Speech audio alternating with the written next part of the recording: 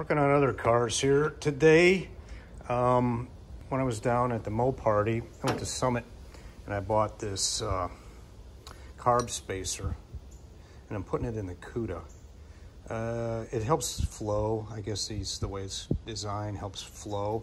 I have a spacer in mind right now, and I'll show you. It's nothing but there's obstruction to flow for sure. So I'm going to show you what we do. The Cuda. I bought this car the way you see it, but I've done everything mechanically, including build this engine. It had these good bits on it with the, got a Victor intake, the Eddy heads. I had those ported by Hughes. They're supposed to flow about 310 anyway. Guy had a nitrous system on it. I've had this car 10 years. I never have used the nitrous. And it laid down a good number at the Moparty. You know, it showed about 390 at the crank, depending upon, you know, it's 20%, I think, you know, difference between the wheels and the crank. But I had a bad plug wire. Number 8 was not working. We'd hit 5,300. It's like it hit a rev limiter. And it was probably topped out. I don't know if I can get more horsepower. We were going to run it to 6,500, but she started stuttering then. I ohmed the wires, and they all ohmed about 110, but the number 8 would ohm at like 0.45, so I guess an end came off a plug. So I'm going to be pulling this apart, throwing that in there. I'll show you what the difference in the spacers looks like. My son was here. We worked on his Duster yesterday. This is originally a 318 3-speed car with an 8 3/4 rear end. He's got 3/8" lines. He bought a Quik Fuel like I have, and we were fooling with the timing. It's got a Pertronics electronic distributor in the back. Pertronics. It's what's going on, Louise. I don't know if I like it or not, but it's going in. Makes the car run. That's a 408 stroker. It was a 360 block. This little booger rips. Let me tell you what. You hit second gear, and it sounds like somebody, that clutch hits the flywheel. It's just like, oh my God. Yeah, but it doesn't stop. Did a disc brake conversion, and they keep bleeding down, so we got to look at that. Anyway, here we go. Okay, so here we go. The differences. This is my spacer. I've actually ground it down. I got to get down here and make it see. I've ground it down so that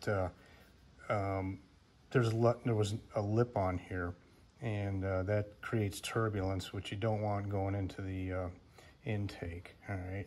This one, I guess these Venturis or whatever the hell they are, they help direct the air, keep it a little more straight going into the engine. Because an engine's all about, it is a pump, air pump, and you need to keep the air. The faster you get it in, the faster it goes out, the more horsepower. So I went ahead and laid this new gasket down on my intake and marked it with a Sharpie when it was down.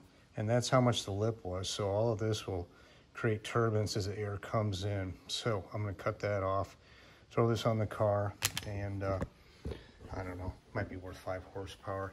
This is a single plane Victor 340. Good for, you know, usually above 3,000 this thing. Car starts singing. So anyway, we'll get her done.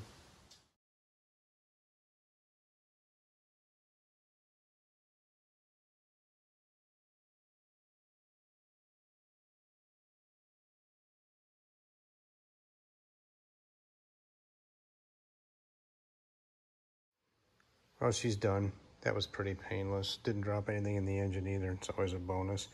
I'm in between on Louise right now a little bit, waiting on a console that I bought for the pieces. Should be here today or tomorrow. And finish the console, and she's about ready for the engine. I'll have probably a video on the whole engine deal. I got the cam specs for fairly small cam, honestly. So anyway, yeah, there's a app called Track Addict, and you can put a mount in your car, just like this one, and it uses GPS to give you kind of a 1/4 mile time speed on the city streets, which is not recommended. Anyway, we were going to go to I wanted to go to Test and Tune last week, it's Wednesday nights, but there's a NHRA Midwest Nationals, I think, up here at Gateway. So duffers like me don't get to go to the track this week. The 7th of October is when we're planning on going down, see what happens.